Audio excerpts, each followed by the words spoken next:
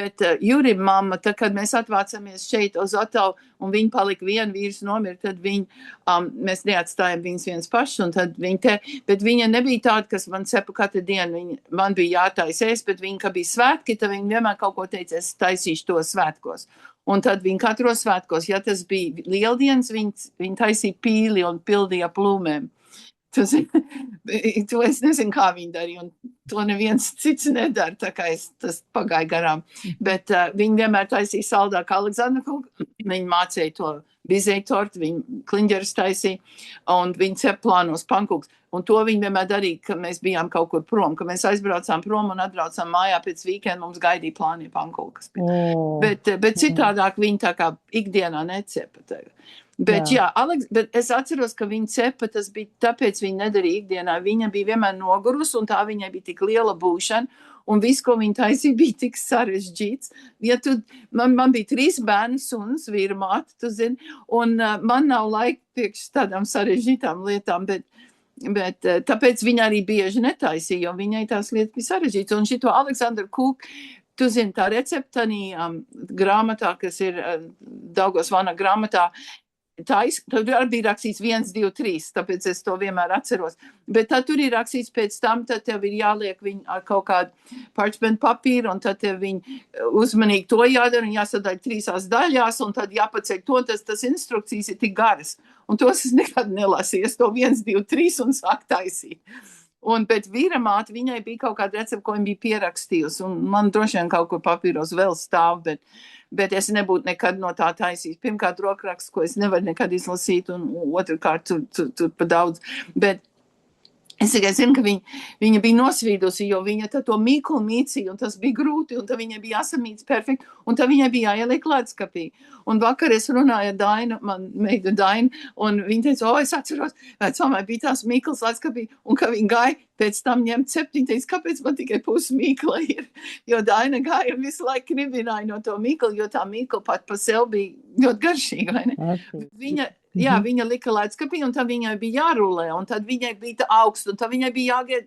Viņa teica, es gribu rulēt, bet vēl par augstu ir. Tad viņai bija jāgaida, ka viņa siltāks, un tad viņa tur rulē, un tad viņa vienmēr nosvīdus, un vienmēr elsoja.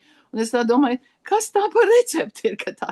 Un tas tikai Aleksandra Kuka ir viegli. Es esmu slinka, un es esmu slinkus tā kā stāvēt virtuvē, man nepatīk stāvēt. Man patīk visu, ko sēdēt ar galdu priekšā pie televīziju un darīt, un skatīties, un uzgriezt ziņas. Parasti es ap ziņu laiku visu kaut ko taisīt, es noklausos ziņu, un man ir uztaisīt. Un ar manu Aleksandra Kuka es paņemu lielu bļodu, un es ielieku to 1, 2, 3. 1 cukurs, 2 milti, 3 sviesti ir no šitā te paciņa. Tu zini, mums tāds paciņas, tas ir 2 cups. Okay. Jāsaka, cups krūzes vai ne? Tā kā Latvijā viņi man būtu nāk mazāk.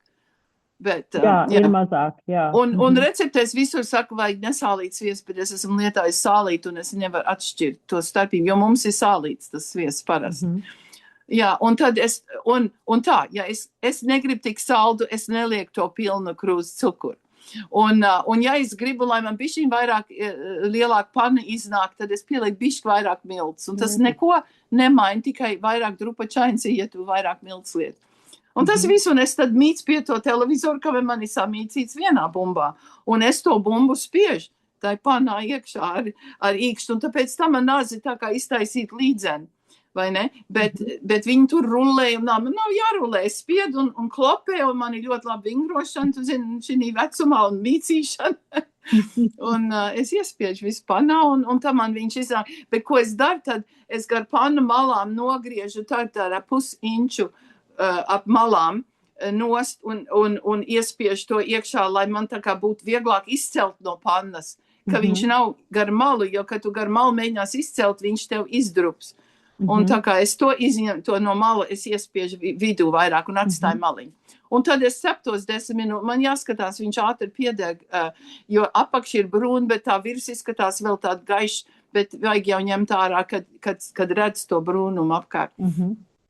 Un tas ir viss 10 minūtes cepu, un tad es izņemu, un tad bišķi atdzies, bet es tūlīt griežu uz pusēm, un izceļu to vienu pusi ārā, kā es varu, es lietoju papu gabalu, es iebāžu to papu gabalu iekš to vidi. Nu, tu zini vienkārši.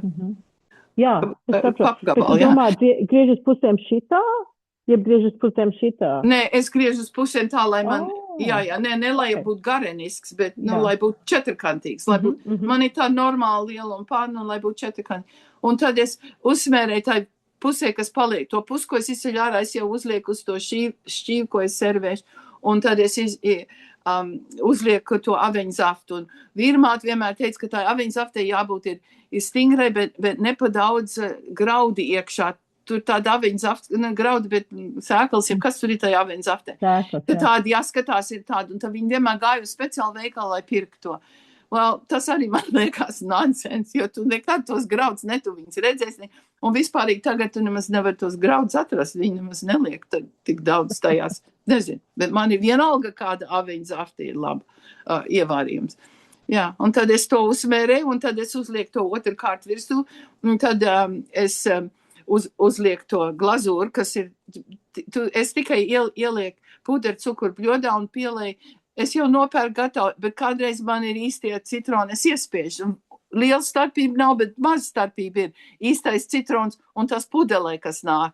Tas, tāds jums varbūt Latvijā arī ir. Ir Latvijā, jā. Es pielēju tikai tik, cik vajag, lai viņš justās, ka tu vari smērēt.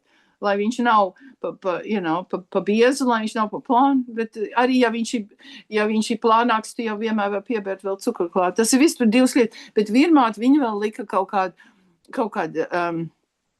es aizmirsu, kas tas bija kaut kāda, no Vācijas kaut kāda vēl klāt priekš labāk stāvēšana priekš to glazūru. Jā, bet es arī neredzēju. Viņai vienkārši bija komplicēti, viņa vienmēr miltu sijāja, tu zini, es savā mūžā nesam miltu sijājis. Tie milti nāk taču tik labi. Varbūt tas viss tās vecās recepti no laikiem, ka viņiem tie milti bija biezāki. Tad es to glazūru uzlieku, un tad, kad viņu uzliek, tad jāpagaida, kamēr viņš paliek atzīsies riktīgi, pirms tu viņu griez. Jo, bet tā viņš tiešām smuks sakalties, viņu pa nakti ieliek ledskapī, un es viņu griežu, kad es kaut kur eju, pirms iešana. Bet ir jau vieglāk nogriezt, ja tev viss tas ir silts. Tā viņš nedrūk tik daudz. Bet uzmanīgi. Es tāpēc visu rakstu uzmanīgi. Ja uzmanīgi to visu dari, tad tas un kad tu izcep, tu jau, protams, gribi viņu arī. Tā kā man tajā pannā viņš ir nost no malas, tad visa malu, lai man būtu akurāti četrkantīgs, es to visu nogriežu, un viss tas, kas tur ārpusē, ir man. Es tad tur tikai, un Rudimā viņš tā mēģina nēst saldo ēdienu, bet es tagad divreiz taisītu Aleksandru Kuku, tomēr viņš teica, viņš nevar atturēt no tām malām. Viņš sagriež squares, un tagad pat bija 18. Maijas 4. maijas, un viņi gribēja, lai mēs kaut ko darām, kas ir finger food, jo tur cilvēki piedāvāja tortas, bet viņi teica, nebūs šķīva, nebūs dakš, un arī būs varbūt daudz cilvēku, bet es tikai taisīšu vienu panu, bet es to panu varu sagriezt gandrīz 60 gabalos, pavisam mazos. Uzmanīgi, bet pavisam mazos var sagriezt. Un Ziemassvētku tirdziņā viņi izpārdod man, kad mēs ziedojam visu kaut kādu kūku, un viņi vienmēr to Aleksandru, viņi nogriež lielāks gabals, kā viņi tad pārdod. Tur safta nevajag daudz, ļoti maz, ka es nopērku to burku, tad, normāli burciņu, tad varbūt 1/3 es izlieto. Bet tas ir, cik tu gribi, tu jau var likt vairāk, tas neskādē. Bet tu tikai uzsmērēji, kā tu smērētu uz maizi kaut ko. Lai tu smērētu ievārījumu uz maizi, tik tu uzlikt tur, bet var jau drusku vairāk, ja īpaši garšo aveņu zaftu. Un Latvijā, man liekas, nezinu to Aleksandru Kūku. Nē, var pirkt. Es esmu pirkus Latvijā, bet un viņi ir līdzīgi, bet manējā ir bišķi garšīgāk, bet es esmu pirkus Aleksandru Kūku Latvijā, jā. Un tas Aleksandru Kūku, tu zini, viņš nāk no to laiku, kad cārs Aleksandrs no Krievijas aizbrauc uz Latviju, un viņam iegaršojās tā kūka, tai kūkai nebija nosaukums.